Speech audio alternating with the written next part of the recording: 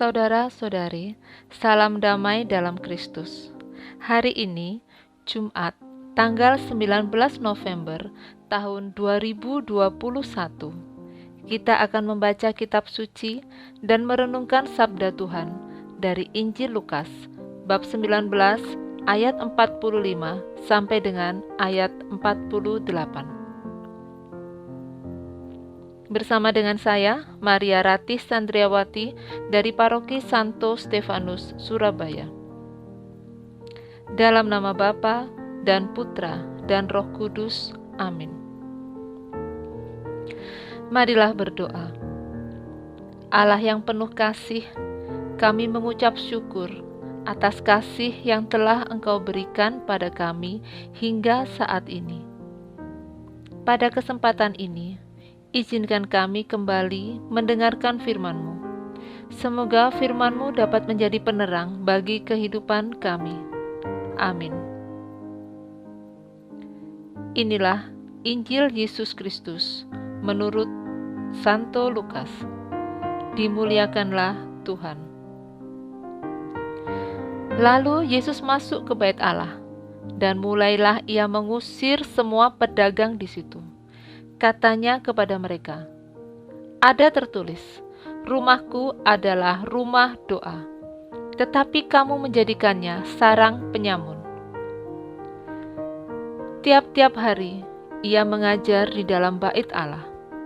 Imam-imam kepala dan ahli-ahli Taurat, serta orang-orang terkemuka dari bangsa Israel berusaha untuk membinasakan dia. Tetapi mereka tidak tahu bagaimana harus melakukannya, sebab seluruh rakyat terpikat kepadanya dan ingin mendengarkan dia. Demikianlah Injil Tuhan. Terpujilah Kristus.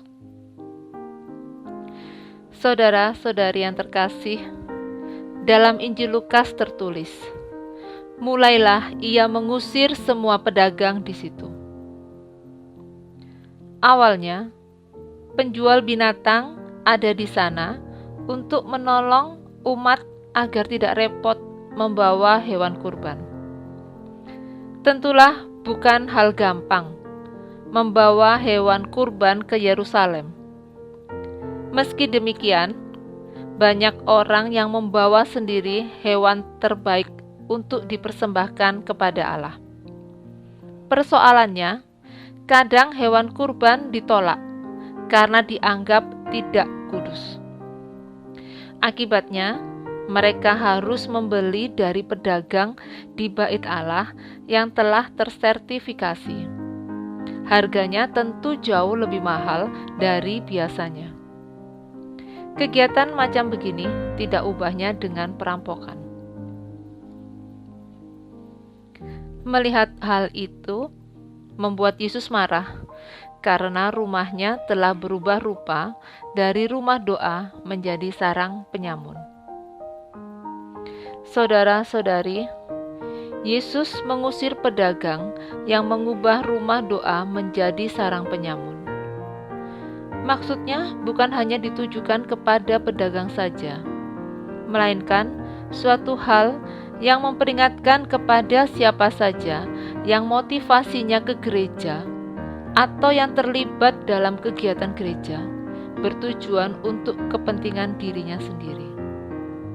Entah itu untuk kepentingan membangun relasi, atau mencari rekan bisnis, atau motivasi mau memperkaya diri dari aktivitasnya di gereja.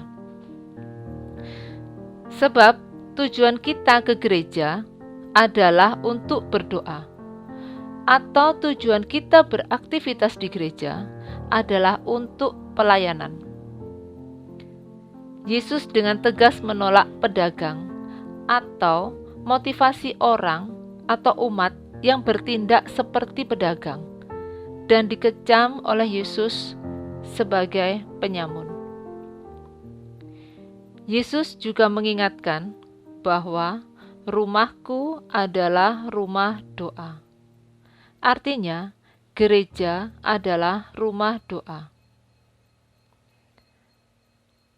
Saudara-saudari, Marilah kita selidiki diri kita masing-masing dan bertanggung jawab ke hadapan Tuhan, sebab Dia yang tahu semua motivasi kita berada di lingkungan rumahnya, di gereja.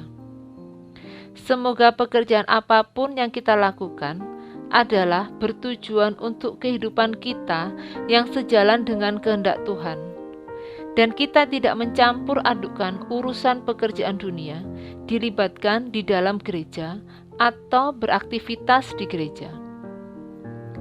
Gereja adalah rumah Allah. Kita harus jaga kekudusannya. Tuhan bisa saja membuat cambuk untuk mencambuk pribadi kita maupun gereja manakala sudah kehilangan arah. Saudara-saudari yang terkasih, marilah kita mengintrospeksi diri. Apakah gereja ini tetap kita pakai untuk kemuliaan Tuhan? Selama kita masih berjalan sesuai dengan kehendak Allah, kita akan mendapat berkat dan karunia dari Allah yang adalah penguasa bait Allah itu sendiri.